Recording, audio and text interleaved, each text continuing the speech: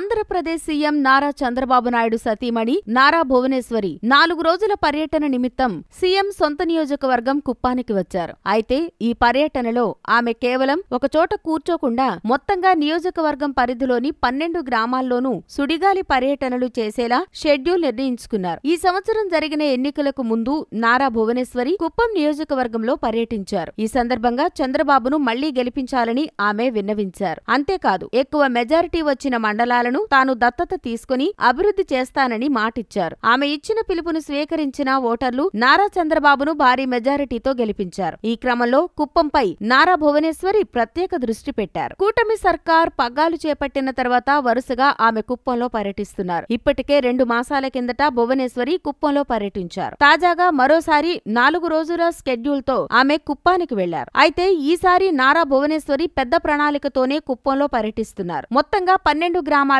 ఆమె పర్యటించి అభివృద్ధికి సంబంధించిన పనులను చేపట్టనున్నారు. 4 రోజుల్లో 12 గ్రామాలను చుట్టివచ్చేలా ప్రణాళిక రెడీ చేసుకున్నారు. మరీ ముఖ్యంగా మహిళల ఆర్థిక బలోపేతానికి కృషి చేస్తానన్న ఆమె దానికి అనుగుణంగా ప్రత్యేక శిక్షణా కేంద్రాల ఏర్పాటు దిశగా అడుగులు వేస్తున్నారు. అన్ని గ్రామీణ ప్రాంతాల్లోనూ ఎన్టీఆర్ ట్రస్ట్ ఆధ్వర్యంలో ఈ శిక్షణా కేంద్రాలు ఏర్పాటు చేయనున్నట్టు తెలిపారు. కుప్పం మండలం వెంగాటుపల్లి గ్రామం, అడవి బుదుగూరు గ్రామం, గుండ్లమడుగు, డీకేపల్లిలో మహిళలతో ముచ్చటించి వారి సమస్యలు తెలుసుకుంటారు. వారికి మెరుగైన జీవనోపాధుల కల్పనతో పాటు వ్యక్తిగత సమస్యల పరిష్కారంపైన నారా భువనేశ్వరి దృష్టి పెట్టనున్నారు. ఆర్థికంగా బలోపేతానికి కృషి చేయనున్నారు.